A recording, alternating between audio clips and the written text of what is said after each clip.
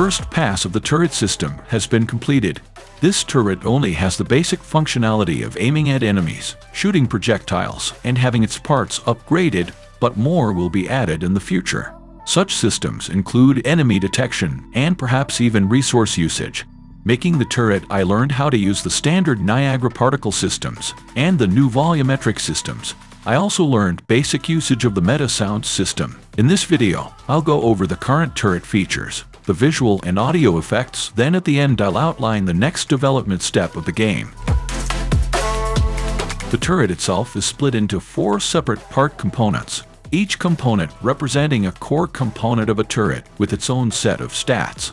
This allows for greater granularity, as some changes could negatively impact stats whilst improving others. For example, upgrading the barrel would increase the overall range and could include multiple barrels for an increased rate of fire, but the increased weight could mean a slower turning rate. Upgrades will also include mesh and animation changes, but are represented with colors for now. Future development of the turret will involve improving the aiming. The current system aims at where the target is. It doesn't consider the target's movement or the projectile's speed and how much it will drop as it travels. I will also look at animations such as barrel rotations for Gatling guns and recoil and see how they perform as shader-driven animations. I would also like to be able to highlight the trajectory of the projectile when a turret is selected. All the effects are straightforward particle effects in a single system. There are random sparks, muzzle flash, smoke that hangs around, and smoke that shoots out from the barrel itself. I did try and use the new volumetric simulations, which was then baked into a volumetric texture, but ran into 2 issues. The first was that the new heterogeneous volume component could not be created in C++ in 5.3, so had to copy the existing component code. When testing to see how it performs, I found that it's fine for a handful of turrets, but any more than that, and the performance starts to drop significantly.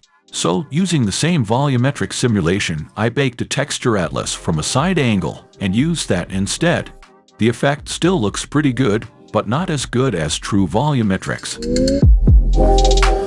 The audio isn't remotely complex. The sound itself is ripped from a YouTube video of an APC-like vehicle firing its autocannon, and then cut for the best sound.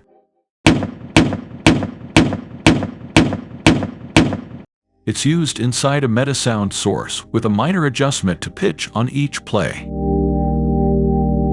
I've created a Trello board to track the progress of the game and made it public. Changes to the roadmap will be ongoing, but it will reflect my most current thoughts and direction. The link is in the description. Now, given that we have turrets, we are one step closer to having the basic ingredients of a tower defense game. 2 of the remaining ingredients are the enemies and a user interface. Working on the enemy and supporting systems could take several months, so I'm going to work on a basic UI for the turrets next instead. This will simply provide the ability to place turrets and then select an existing turret and upgrade parts.